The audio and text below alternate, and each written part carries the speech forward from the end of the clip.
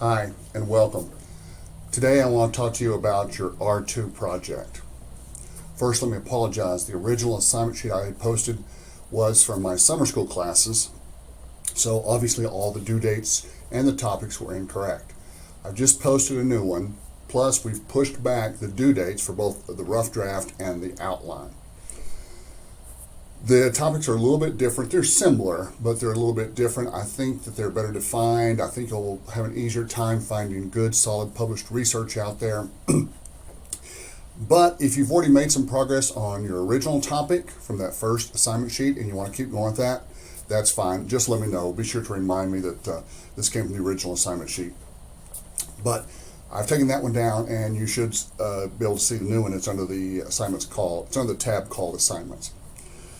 All right, so look at the first one. It asks, has being an economic engine become the most important aspect of an institute of higher education?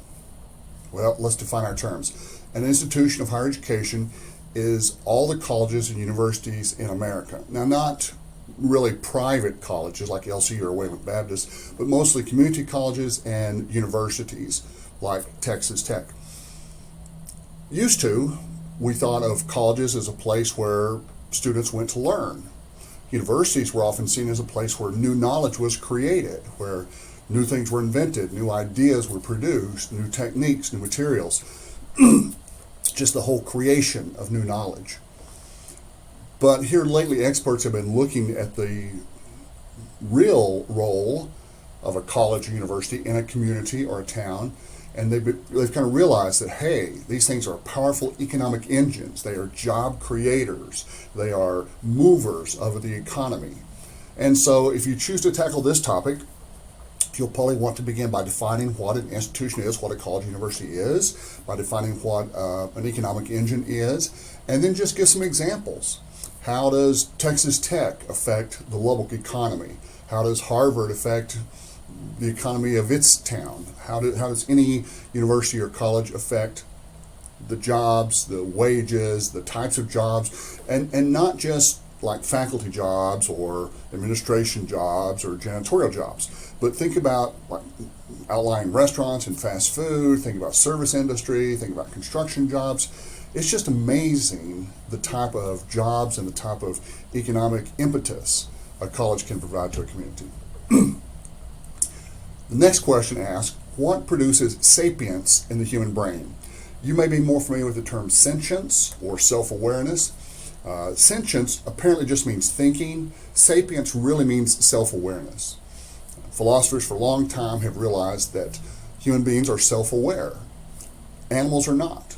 Animals are intelligent. Whales have their own languages. Monkeys and birds use tools. But human beings are the only ones we know for sure which have achieved this level of self-awareness. I think, therefore I am. What causes that? What is it in the human brain that results in that self-awareness? You might take a look at what self-awareness is, examine the thoughts of some philosophers, kind of talk about some biochemistry, look into the next step, the next evolution. Yeah, lots of philosophical implications there. The last one is, how has COVID affected U.S. public schools? Now, it's important to focus on that. And to tell you the truth, U.S. is a pretty big country.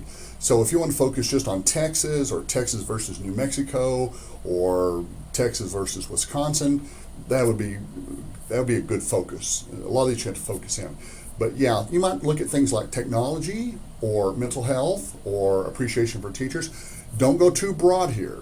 There's lots of material out there, so just kind of focus in. How did COVID fundamentally affect the way schools are funded, or has it? How has COVID fundamentally affected the way we view mental health in regard to students? Was the isolation a huge impact on student learning? Are post-COVID students now behind where they should be or might have been? Lots of research out there. You're going to want to look and find the best. Now, for the rough draft, all I'm expecting is a rough draft. It does have to be on topic, and your paper does have to be formatted correctly. All right? But grammar, spelling, punctuation, the rest of that really doesn't matter.